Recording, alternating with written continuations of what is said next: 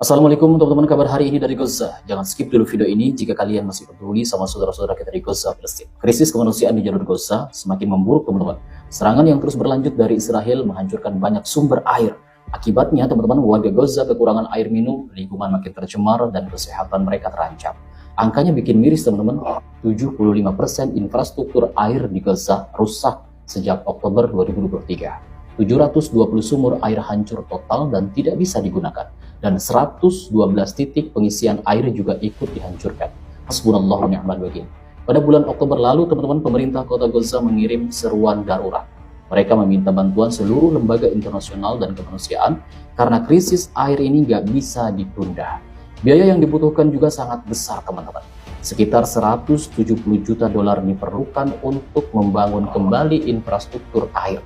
Dan 16 juta dolar lagi untuk kebutuhan darurat sampai akhir tahun 2025. Yang paling menderita adalah anak-anak, teman-teman. UNICEF bilang lebih dari 1 juta anak di Gaza masih hidup tanpa cukup air dan makanan. Banyak dari mereka tidur dalam keadaan lapar setiap malam. Dan gencatan senjata saja tidak cukup kalau air bersih dan makanan tidak sampai ke mereka. Meski situasinya berat, teman-teman, ada upaya yang terus berjalan di Gaza. Direktur Otoritas Air Gaza, Saad Ali, berkata, tim kami terus bekerja untuk memastikan warga tetap bisa dapat air minum lewat mobil tangki air, perbaikan stasiun desalinasi, dan titik pembagian air. Tapi hambatan terbesar datang dari pendudukan Israel, dan itu selalu mereka melarang masuknya peralatan yang dibutuhkan untuk memperbaiki jaringan air dan stasiun pembuangan limbah.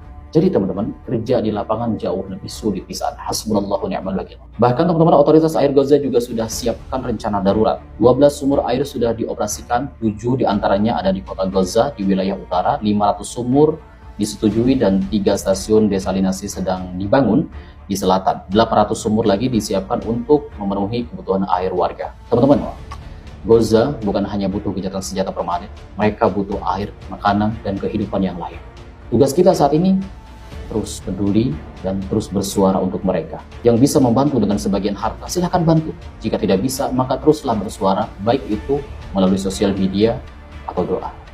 Untuk membantu saudara-saudara kita di Gaza, untuk membela saudara-saudara kita di Gaza, cukuplah jadi seorang manusia yang bisa memanusiakan manusia. Gak perlu jadi muslim. Karena saudara-saudara kita di sana itu bukan hanya orang muslim, tapi orang non-muslim juga, orang umat Kristiani juga. Jadi buat kalian, teruslah bersuara. Jangan pernah katakan lelah. Share video ini sebanyak-banyaknya, Free Palestine.